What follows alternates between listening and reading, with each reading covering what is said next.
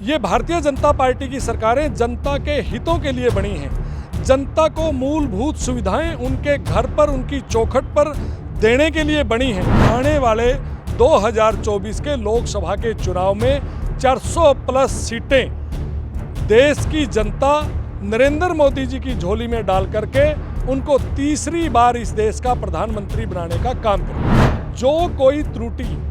किसी भी वजह से कागजों में रही है या कोई भी ऐसा पात्र परिवार किसी भी कारण से वंचित रहा है, उसको उसके गांव में जाकर के, उसको उसके वार्ड के अंदर जाकर के तुरंत वो सुविधा उसकी चौखट पर देने का काम केंद्र की मोदी सरकार, प्रदेश की मनोहर सरकार कर रही है। करोड़ों भाजपा के कार्यकर्ताओं के दम पर और जनता के आशीर्वाद से फिर से इस देश के अंदर नरेंद्र मोदी जी की सरकार तीसरी बार बनेगी और इस प्रदेश के अंदर माननीय मुख्यमंत्री श्री मनोहर लाल जी के नेतृत्व में हमारे बहुत ही ऊर्जावान, क्रियाशील प्रदेश अध्यक्ष आदरणीय श्री नायब सिंह सैनी जी के नेतृत्व में तीसरी बार हरियाणा के अंदर मनोहर सरकार जनता के आशीर्वाद से बनी। नमस्कार दोस्तों, द एयर न्यूज में आपका स्वागत है। दोस्तों, आज बीजेपी कार्यालय में है और मेरे साथ बीजेपी जिला अध्यक्ष अशोक गुर्जर जी हैं और बीजेपी कार्यकर्ता मेरे साथ में हैं। जी, स्वागत है आपका द एयर न्यूज में। जी बिल्कुल, द एयर न्यूज़ का भारतीय जनता पार्टी के जिला कार्यालय कपिल कमल में आपका स्वागत है और आपके सभी दर्शकों को भी मैं बहुत बहुत बधाई देता हूं, शुभकामनाएं देता हूं। जी, प्रदेश अध्यक्ष चेंज हुआ है और अपनी ही कुरुक्षेत्र लोकसभा से ही आया है, तो क्या कुछ अब आगे की तैयारी है और कुछ अपनापन भी आया होगा प्रदेश अध्यक्ष जब कुरुक्षेत्र लोकसभा से है? तो देखिए, निश्चित तौर पर हम सब कैथल जिला वासियों के लिए बड़े सौभाग्य की बात है कि हमारे सांसद आदरणीय श्री नायब सिंह सैनी जी को केंद्रीय नेतृत्व ने और शीर्ष नेतृत्व ने विचार विमर्श करने के पश्चात उनको हरियाणा प्रदेश अध्यक्ष की बागडोर सौंपी है। तो निश्चित तौर पर कार्यकर्ताओं में उत्साह है और आप देख रहे हो कि किस प्रकार से पूरे हरियाणा प्रदेश के अंदर माननीय सांसद श्री नायब सिंह सैनी जी के जो नवनियुक्त हमारे भारतीय जनता पार्टी के प्रदेश अध्यक्ष बने हैं, उनके किस प्रकार से भव्य कार्यक्रम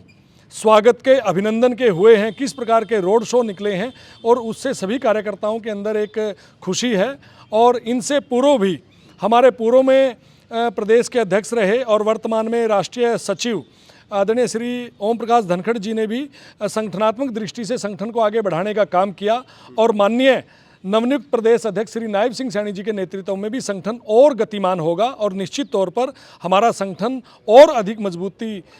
लेते हुए, आगे बढ़ते हुए हमारे लोकसभा के चुनाव के अंदर 10 की 10 सीटें जीत करके फिर से तीसरी बार माननीय श्री नरेंद्र मोदी जी को इस देश का प्रधानमंत्री बनाने के लिए हम सब कार्यकर्ता जनता के बीच में रहेंगे। 3 राज्य में बड़ी जीत हुई है, तो कितना कुछ फायदा आप मानते हो? देखिए, ये 3 राज्यों में जो जीत हुई है, इससे ये स्पष्ट होता है कि देश की जनता मोदी जी को पसंद करती है, भारतीय जनता पार्टी की नीतियों को पसंद करती है और भारतीय जनता पार्टी के प्रति विश्वास है जनता का कि भारतीय जनता पार्टी की मोदी सरकार, भारतीय जनता पार्टी के जिन जिन प्रदेशों के अंदर सरकारें हैं, वहाँ पर वहाँ की जनता का अटूट विश्वास है कि ये भारतीय जनता पार्टी की सरकारें जनता के हितों के लिए बनी हैं। जनता को मूलभूत सुविधाएं उनके घर पर, उनकी चौखट पर देने के लिए बनी हैं और उसी का परिणाम है कि इतना मैंडेट हमारे राजस्थान प्रदेश के अंदर, मध्य प्रदेश के अंदर, छत्तीसगढ़ में जो आया है, उसने ये स्पष्ट कर दिया। क्योंकि ये जो 3 राज्य हैं, ये बहुत बड़े राज्य हैं और इन राज्यों के अंदर एक पूर्ण बहुमत की सरकार और पूर्ण बहुमत के अंदर जो एक बहुमत चाहिए, उससे भी कहीं अधिक ज़्यादा सीटें वहाँ की जनता ने दी है। तो उन्होंने ये स्पष्ट कर दिया कि आने वाले 2024 के लोकसभा के चुनाव में 400 प्लस सीटें देश की जनता नरेंद्र मोदी जी की झोली में डाल करके उनको तीसरी बार इस देश का प्रधानमंत्री बनाने का काम करेगी। प्रधान जी, एक बात चल रही है कि लोकसभा और विधानसभा के चुनाव इकट्ठे होने की संभावना है, कितना कुछ लगता है आप लोगों को? देखिए, इस समय मोदी जी का डंका पूरे देश के अंदर बज रहा है और पूरा देश आज नरेंद्र मोदी जी के रूप में कमल के फूल को पसंद कर रहा है और भारतीय जनता पार्टी की नीतियों के ऊपर अपनी मोहर लगा रहा है। तो हरियाणा के अंदर लोकसभा के और विधानसभा के चुनाव एक साथ होंगे या अलग अलग होंगे, ये निर्णय केंद्रीय नेतृत्व हमारा तय करेगा और भारतीय जनता पार्टी का कार्यकर्ता पन्ना प्रमुख से लेकर के हमारे आदरणीय राष्ट्रीय अध्यक्ष आदरणीय श्री जगत प्रकाश नड्डा जी, पूरी टीम मुस्तैदी के साथ चुनाव लड़ने के लिए तैयार है। अंतिम निर्णय हमारे केंद्रीय नेतृत्व ने करना है। जो भी निर्णय आएगा उसके अनुरूप भारतीय जनता पार्टी के कार्यकर्ता एक सिपाही की तरह मोर्चे पर डट करके फिर से इस देश और प्रदेश के अंदर तीसरी बार भारतीय जनता पार्टी की सरकार बनाने का काम करेंगे। कैथल में कोई बड़ी ज्वाइनिंग होने जा रही है जी? देखिए, अभी माननीय प्रदेश अध्यक्ष जी से मेरा आज से 3-4 दिन पहले बैठना हुआ था, तो बहुत सी ऐसी बातों की चर्चा मैंने पूरे इस कैथल ज़िले की चारों विधानसभा के बारे में मैंने चर्चा की है। हमारे बहुत से ऐसे की वोटर्स हैं जो अपने एक गांव के अंदर, अपने विधानसभा स्तर के अंदर, अगर अपनी नगर पालिका नगर परिषद के अंदर और जिला जो परिषद का हमारा एक क्षेत्र है उसके अंदर जो ऐसे हमारे की वोटर्स हैं, जिनको वहाँ का एरिया, वहाँ की जनता एक मजबूत नेतृत्व के रूप में मानती है, ऐसे बहुत से हमारे साथी हैं जो हमारे संपर्क में हैं। तो मैंने माननीय प्रदेश अध्यक्ष जी से इस बारे में सारी चर्चा, उनसे विचार विमर्श किया है। आप आने वाले दिनों में देखोगे, और मैं तो ये कहता हूँ कि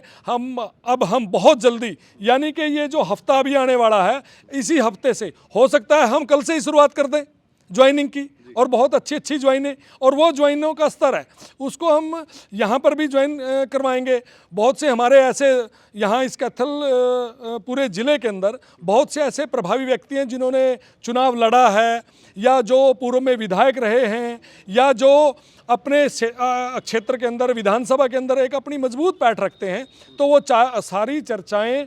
उन्होंने मेरे से आकर के की हैं, मैंने भी उनके पास जाकर के की हैं, और वो सारी बातें उन नेताओं की मैंने हमारे नवनियुक्त प्रदेश अध्यक्ष आदरणीय श्री नायब सिंह सैनी जी से और इस प्रदेश के कर्मशील कर्मयोगी मुख्यमंत्री आदरणीय मनोहर लाल जी से मैंने उनकी चर्चा की है। आने वाले दिनों में आप देखोगे कि बहुत बड़ी भी ज्वाइनिंग इस कैथल जिले के अंदर भारतीय जनता पार्टी परिवार के अंदर नेता शामिल होंगे। मुख्यमंत्री जी का जनसंवाद कार्यक्रम था और मंत्री जी भी जैसे गांव में लगा रही है जनसंवाद कार्यक्रम, तो कहीं ना कहीं फैमिली आईडी का एक बड़ा इशू आया था, राशन कार्ड कटने का इशू आया था, तो उस चीज़ पे काम हो रहा है जी? देखिए, परिवार पहचान पत्र फैमिली आईडी, ये हरियाणा के अंदर एक नया कंसेप्ट माननीय मुख्यमंत्री जी ने इसको अमल में लेकर के आए। ये एक नया कंसेप्ट है। इसके अंदर जब शुरुआत की गई तो बहुत सी खामियां थी, और आज वो खामियां धीरे धीरे करते नाम मात्र की खामियां रह गई हैं। उस फैमिली आईडी के अंदर इनकम की समस्या आती है, और इनकम की समस्या आने से हो सकता है बहुत से ऐसे पात्र परिवार हैं जो उनको लाभ मिलना चाहिए था, वो उससे वंचित रह गए। लेकिन केंद्र की मोदी सरकार ने और उसके अंदर हमारी हरियाणा के अंदर भाजपा की मनोहर सरकार ने ये तय किया है कि हमारे हरियाणा के सभी गांवों के अंदर और हमारे इस कैथल जिले के भी सभी गांवों के अंदर, सभी वार्डों के अंदर विकसित भारत संकल्प यात्रा एवं जन संवाद के कार्यक्रम तय किए हैं। ये इसकी शुरुआत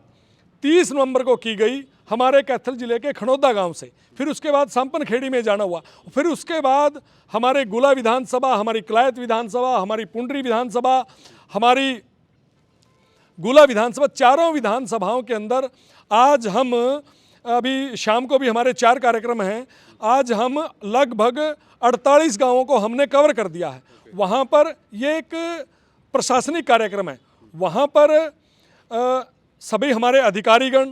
कर्मचारीगण वहाँ पर जाते हैं और वहाँ पर स्टॉल लगाई जाती हैं। संबंधित विभागों के अधिकारीगण वहाँ पर बैठते हैं और गांव के अंदर इस कार्यक्रम से पहले एक दिन पहले निमंत्रण दिया जाता है कि आप गांव के अंदर फलां स्थान पर आएँ और आकर के आप अपना परिवार पहचान पत्र लेकर के आएँ, आधार कार्ड लेकर के आएँ। अधिकारी वहाँ पर बैठते हैं। जो 1,80,000 से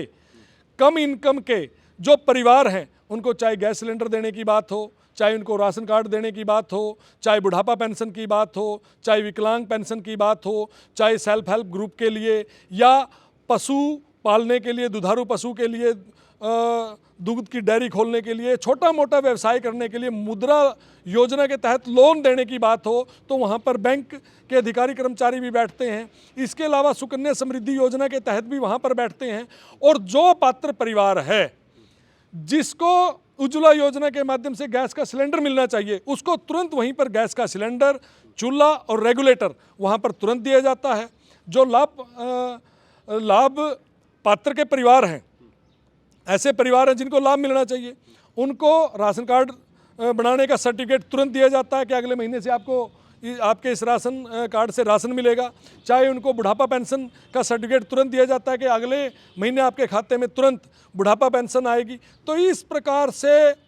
जो कोई त्रुटि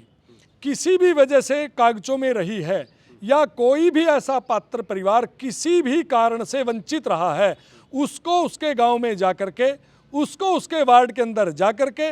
तुरंत वो सुविधा उसकी चौखट पर देने का काम केंद्र की मोदी सरकार, प्रदेश की मनोहर सरकार कर रही है। तो मैं ये कहता हूँ 30 नवंबर से इसकी शुरुआत हुई है और 25 जनवरी को इसका समापन जब होगा, 278 हमारे गांव और 87 हमारे वार्ड जब कंप्लीट हो जाएंगे, तो मैं निश्चित तौर पर कहता हूँ कि इसके अंदर जो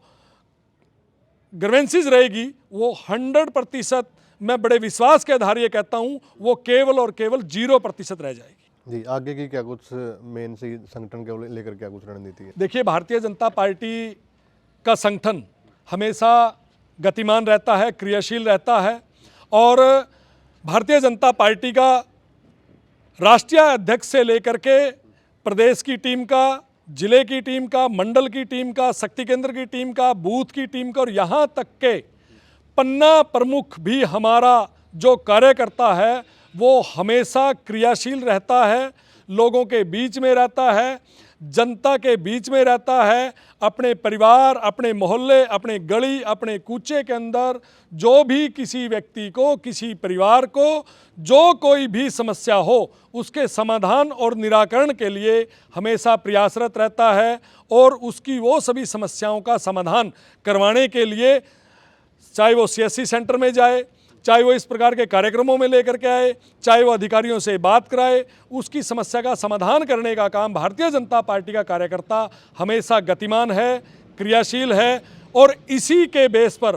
करोड़ों भाजपा के कार्यकर्ताओं के दम पर और जनता के आशीर्वाद से फिर से इस देश के अंदर नरेंद्र मोदी जी की सरकार तीसरी बार बनेगी। और इस प्रदेश के अंदर माननीय मुख्यमंत्री श्री मनोहर लाल जी के नेतृत्व में हमारे बहुत ही ऊर्जावान, क्रियाशील प्रदेश अध्यक्ष आदरणीय श्री नायब सिंह सैनी जी के नेतृत्व में तीसरी बार हरियाणा के अंदर मनोहर सरकार जनता के आशीर्वाद से बनेगी। बातचीत करने के लिए धन्यवाद। धन्यवाद। तो भाई, आज अशोक गुर्जर जी से बातचीत हुई है और आप लोगों ने देखी है। वीडियो को ज़्यादा से ज़्यादा आप लोग शेयर करें, कमेंट करें और अपनी राय भी आप ज़रूर दें। धन्यवाद।